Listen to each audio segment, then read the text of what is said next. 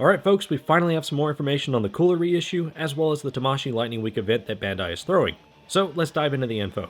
Starting with Cooler pre-orders for our runner-up will open up at 8 p.m. Eastern February 6th, and he will be retailing for $90 USD before shipping and tax. Well, just before tax if you manage to snag your copy between the 6th and 17th of February, where they'll be offering free shipping for all pop-up event items during the Tamashii Lightning Week event.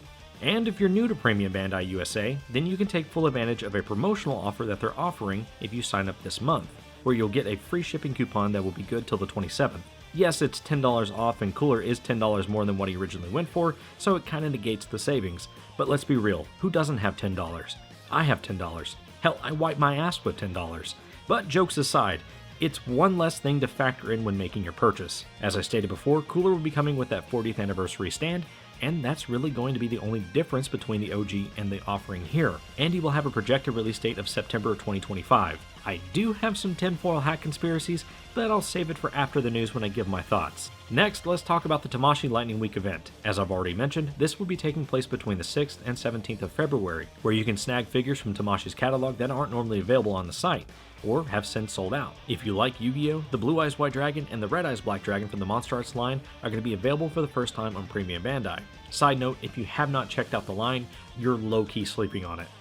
It's pretty darn good. And if you're a fan of Naruto, they are going to be offering some figures that have since had their pre-orders closed that you can pick up, like Sage Mode Naruto and the 2023 Jiraiya event exclusive. If my budget allows for it, I might start dipping more into that line, especially if I can grab more than one figure with free shipping. From reviews that I've seen, the Naruto line is pretty darn good, and the line itself offers some of the best articulating figures. So if you want to pick up a Sage Mode Naruto that's not $140 like on BBTS, you can get one for $90. Still kind of expensive considering it's the same generic Shippuden Naruto that they've been offering for quite some time now, but $90, $130, $140, I mean, kind of do the math.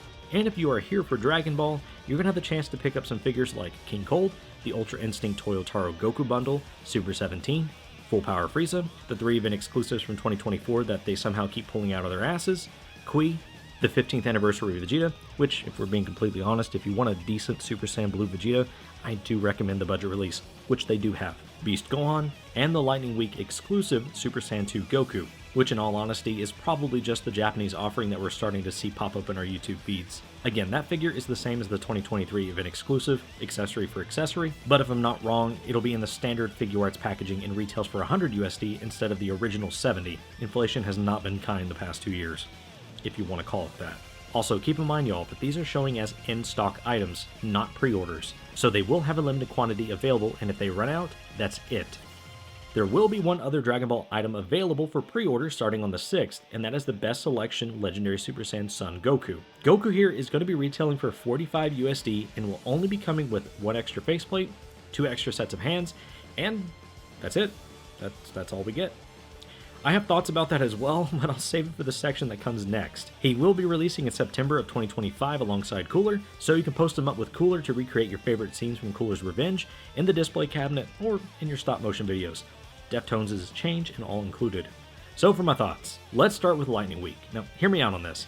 I think this is a great way to offer previously sold out, and let's be real, probably extra stock of P Bandai figures that have since sold out. Yes, it's still stuck behind Premium Bandai, but it at least gives some the ability to bypass the scalpers, which I think is the middleman Tamashii ultimately wants to eliminate. That and probably Big Bad Toy Store, if we're being completely honest. Like, why else would they continue to flood their website with new items? Anywho, but if we had known ahead of time that figures like Beast Gohan, Full Power Frieza, and the Toyotaro UI Goku were going to be available, I think folks could have budgeted accordingly. I'm literally screaming internally right now trying to figure out what figures I want to snag, and if my wallet will allow me to. If this becomes a regular thing, which I hope it does, this is going to allow people another chance at some figures with the bonus of free shipping. Plus, as I stated, I think Tamashii is using this event as a way to get more of their catalog on the webpage as a one-stop shop type deal. I'm all for it because if you go back to 2020, the site was pretty bare when they first introduced Premium Bandai USA, and they've definitely come a long ways. Now I know some of y'all don't care for Premium Bandai. I get that. I understand there are a litany of issues with the website, but for those of us that can access it, I think this is great. Now, if they would just expand their reach to other countries. But when you think about it, the US is probably their first, if not second highest volume consumer when it comes to these figures. That's a whole nother discussion, which ultimately is probably what it is. But Anywho, now let's talk about the best selection Goku. I'm a little torn here because it's missing so much even though we know what it's meant to be, a budget release of the legendary Super Saiyan Son Goku. But when you think about it, he's kind of like the original Super Saiyan Goku release, with one extra face and very limited hands. Granted, that figure was released in the Dragon Ball line's infancy. But at $45, I think they could have removed the extra bang piece, the extra head sculpt, the Kamehameha effect piece with the pegged hands, and just have all 4 faces and the standard hands be available, and it would have been perfect for $45. And who knows, maybe this mold is not as cost effective to produce like the umpteenth Saiyan raised on Earth Goku or the 2.0 Vegeta. Now as for cooler, let me put my tinfoil hat on real quick. My biggest issue that kind of reinforces what a regular viewer of mine has brought to my attention is the fact that Cooler may have been the one to win it all. If Tamashii is really in this pissing contest with the artist formerly known as Beast Deities and Demoniacal Fit, why is Broly releasing in November and January, but Cooler here is releasing in September? From what I've been reading from the Figupedia, there has to be some sort of communication in place with these factories because production has to ramp up the closer we get to finalizing the product, producing it, and ultimately releasing it. And this almost seems like Cooler may have had a jump start. Either way, I'm excited for those of you who do not own the figure, as I truly believe you're going to enjoy it if you manage to get your hands on it. But that's going to do it for the news. I'd like to thank you, the viewer, for making it to the end. If you haven't already, kindly hit the like button and subscribe as it helps me out and keeps the channel growing.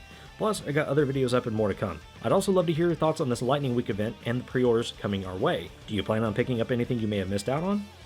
Are you planning on picking up Cooler? I'd love to hear it all. But as always, this has been Elite Reviews, and I'll catch y'all in the next one. Peace.